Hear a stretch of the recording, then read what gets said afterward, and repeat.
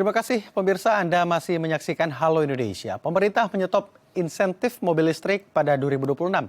Apa dampak dari kebijakan ini? Kita akan membahasnya langsung bersama Ahmad Nur Hidayat, pengamat publik dan ekonom Universitas Veteran Jakarta. Namun kita saksikan tayangan VT berikut ini. Pemerintah berencana menyetop insentif mobil listrik pada 2026.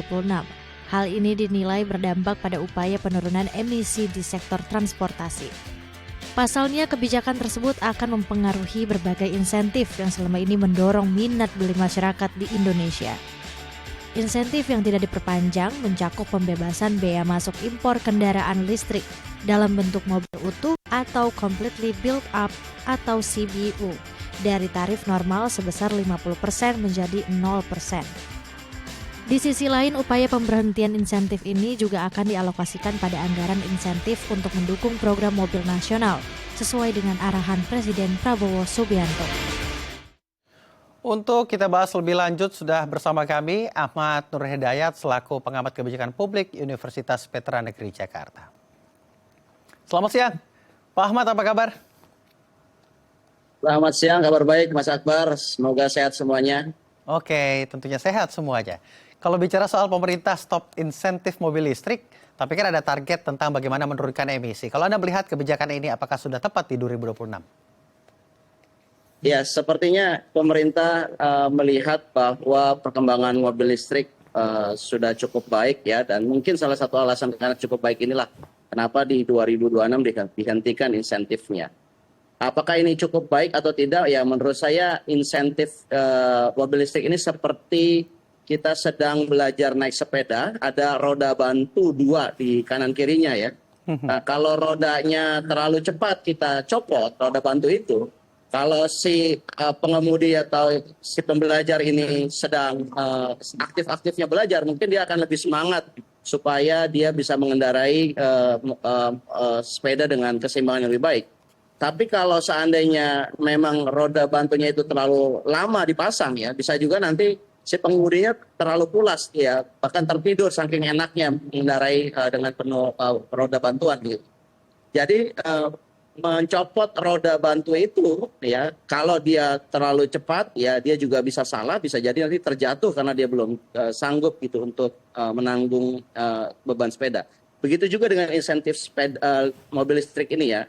Saya kira kalau 2026 ini dihentikan total tanpa ada proses transisi, ya ini bisa mengakibatkan banyak berbagai pihak yang jatuh ya Mas. Tidak hanya konsumen, termasuk juga produsen juga lingkungan.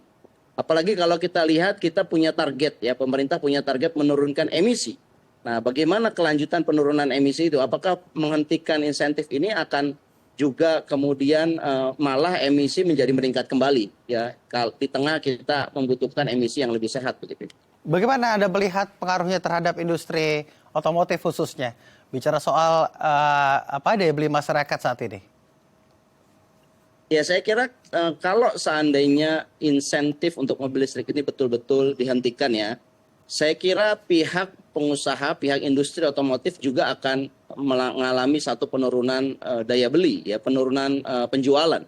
Kenapa? Karena begitu insentif katakanlah yang dihapus adalah PPN 10%. Ini kan langsung harga mobil listrik ini naik 10%.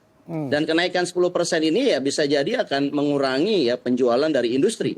Begitu penjualannya menurun ya, ini dampak rentetannya bisa panjang. Utilitas pabrik bisa berkurang ya, rencana pengembangan kemudian harus terhenti, penjualan melambat artinya juga revenue perusahaan akan berkurang. Kalau seandainya dia mampu menjalankan operasional, mungkin dia akan menghentikan rencana penerimaan karyawan. Jadi industri otomotif kita secara langsung ataupun tidak langsung pasti akan terdampak ya, Mas Akbar. Baik, artinya ada ekosistem yang nantinya di industri otomotif yang akan terganggu. Kalau Anda melihatnya, apakah industri listrik sudah tepat dijalankan di tahun 2026 ini secara masif? Karena kita tahu sekali lagi banyak sekali brand-brand baru di industri otomotif begitu ya, brand-brand kendaraan listrik yang harganya juga makin bersaing. Ya, saya kira dengan banyaknya brand ya dari mobil listrik ya, ini akan menambah competitiveness ya di antara para produsen mobil listrik. Sehingga nanti yang diuntungkan adalah konsumen. Karena konsumen akan memilih tentunya produk yang berkualitas bagus dengan harga yang lebih terjangkau. Nah, saya kira ini satu hal positif ya. Cuman lagi pertanyaannya adalah kalau seandainya mobil listrik ini banyak berada di jalan-jalan publik kita, tapi masyarakat belum mengurangi juga pengurangan kendaraan fosil, karena beberapa data menunjukkan bahwa orang yang membeli mobil listrik ini adalah bukan orang yang membeli sebagai mobil pertama. Tapi ini adalah mobil kedua, ketiga, dan keempat. Artinya dia masih juga menggunakan mobil kendaraan fosil. Di mana dia menggunakan mobil listrik ini hanya untuk kesempatan tertentu, belum menjadi sebuah kebiasaan. Dan ini satu sisi dilema ya. Mobil listrik ini seolah-olah hanya menjadi simbol kepemilikan bagi orang-orang menengah atas. Kenapa? Karena mereka memiliki mobil listrik ini untuk mobil yang kedua, ketiga, dan keempat. Jadi semakin banyak orang yang memiliki mobil listrik, seolah-olah dia menjadi satu kebanggaan. Dan saya kira ini ada satu misleading ya, di mana seharusnya penambahan jumlah mobil listrik itu harus dikurangi juga dengan pengurangan kendaraan fosil. Dengan begitu ya, satu ya, polusi betul-betul pasti akan menurun karena kendaraan yang digunakan lebih banyak kendaraan listrik. Yang kedua, jalanan-jalanan kita tidak bertambah macet, Mas Akbar. Anda bisa bayangkan, ini udah kendaraan fosilnya dipakai, kendaraan listriknya juga dipakai. Ini begitu penuh sesaknya jalanan kita yang akhirnya tadi emisinya tidak berkurang, polusi makin hebat, dan bahkan makin lebih banyak macet. Nah, saya kira yang harus dilakukan oleh pemerintah adalah pemerintah harusnya berpikir ulang untuk menghentikan insentif secara mendadak ya. Mungkin harusnya ada proses transisi dulu, yaitu memperbaiki desain insentifnya, supaya desain insentifnya itu menjadi lebih adil ya, lebih inklusif, sehingga tujuan pengurangan lingkungan itu menjadi lebih baik begitu.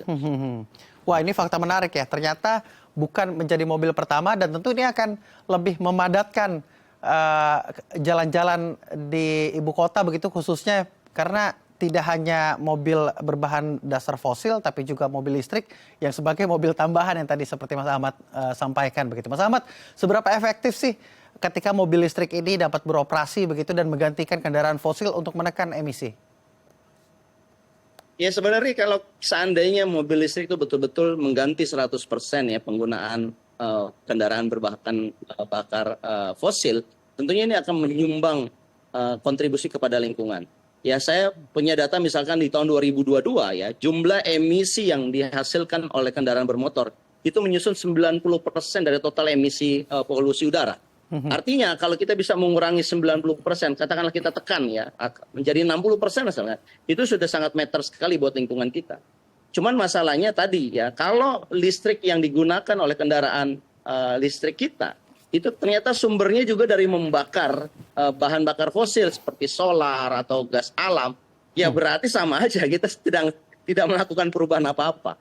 Yang saya maksudkan ini tidak bisa ya, pengurangan emisi melalui mobil listrik itu tidak bisa sebagai satu kebijakan tunggal, Mas Akbar. Ini harus disertai dengan kebijakan lainnya seperti mengurangi ketergantungan kepada sumber bahan bakar fosil untuk sumber energi kita. Yang kedua adalah ini juga harus ada insentif tambahan supaya orang-orang yang belum punya kendaraan dan dia membeli kendaraan listriknya itu sebagai kendaraan pertama, bukan kendaraan kedua, ketiga, dan sebagainya. Dan saya kira ini perlu satu penanganan yang lebih komprehensif dibandingkan kita hanya mengukur berapa jumlah penjualan mobil listrik dalam satu periode ke periode berikutnya begitu. Tapi ada yang berpendapat bahwasannya pemindahan kebiasaan menggunakan mobil atau kendaraan berasal dari fosil dan ke listrik ini malah justru akan menimbulkan masalah baru. Yang tadi Mas tadi bilang, kalau asalnya dari sumber daya alam, tentunya ada sumber daya alam baru lagi yang nanti akan dikeruk. Ya ini yang kita harus cermati, jadi kita jangan sekedar membabi buta. Wah, mobil listrik akan mengurangi emisi ya di lingkungan kita, di udara kita. Belum tentu. Kalau kemudian penggunaan listriknya meningkat dan sumber listriknya dari tadi membakar solar, membakar gas alam, kan dia akan mengeluarkan emisi CO2 juga. Jadi saya kira ini kita harus hati-hati menelaah mobil listrik ini. Tapi yang paling penting ya, meskipun kita masih debatable ya mengenai manfaat mobil listrik untuk lingkungan, tetapi sudah layak ya kita untuk mempertimbangkan kita memiliki mobil nasional sendiri, ya mobil listrik nasional sendiri. Kita ingat bahwa ini kita punya rencana mobil nasional ya, katakanlah dulu di zaman Orde Baru punya mobil Timor. Di zamannya Pak Jokowi ada mobil SMK. Tapi semuanya itu berakhir dengan cara mengecewakan. Tidak ada satupun mobil nasional yang ada di jalan-jalan kita. Sehingga kita harus berpikir lebih strategik ya, supaya ya manfaat dari mobil listrik ini tidak hanya perusahaan-perusahaan impor ya, karena pemerintah mengurangi membebaskan biaya impor mobil listrik dari luar. Ya sampai saat ini masih nol begitu, ya harusnya manfaatnya itu jatuh kepada produksi mobil nasional kita, bukan kepada mobil-mobil yang diimpor dari luar begitu. Kalau Anda menanggapi hal ini, di beberapa negara maju ini sudah mengembangkan teknologi otomotif berbahan karbon, tentu yang lebih bersahabat terhadap emisi karbon di jalan-jalan ibu kota begitu. Kalau Anda melihatnya, apakah kita sudah ketinggalan untuk mengembangkan otomotif di bidang listrik sendiri? Ya sebenarnya kalau boleh jujur ya, di tengah banyak negara tidak hanya sekedar tadi berbahan bakar yang lebih ramah lingkungan, tetapi juga sudah mengembangkan self driving car gitu ya. Tentunya kita bisa dinilai masih tertinggal jauh sama negara-negara yang sudah maju itu. Tetapi dengan berani kita mulai memberikan banyak insentif kepada mobil listrik, itu menunjukkan kita termasuk yang terdepan ya. Saya kira Indonesia bersama negara-negara di Eropa sudah memberikan insentif ya, termasuk juga di China. Hanya saja survei menunjukkan begitu insentifnya dikurangi, ternyata masyarakat mengurangi juga pembelian mobil listriknya. Sehingga ini menjadi satu hal yang problematik buat para investor mobil listrik ya, karena mereka ketika insentif satu negara itu berhenti terhadap mobil listriknya, itu mereka keberlanjutan produksi mobil listrik mereka menjadi questionable.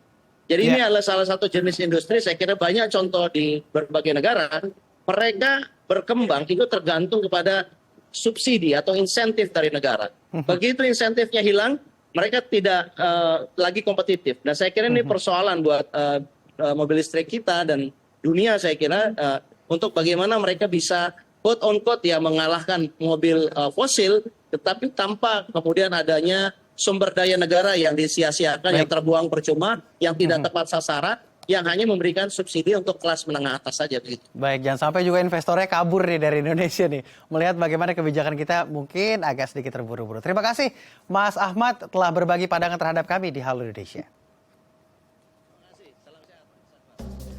Pemirsa, dalam memperingati Hari Ibu, Daya TV kembali menggelar perayaan konser Simfoni Kasih Ibu. Seperti apa kemeriahannya? Informasinya usai jeda, tetap di Halo Indonesia.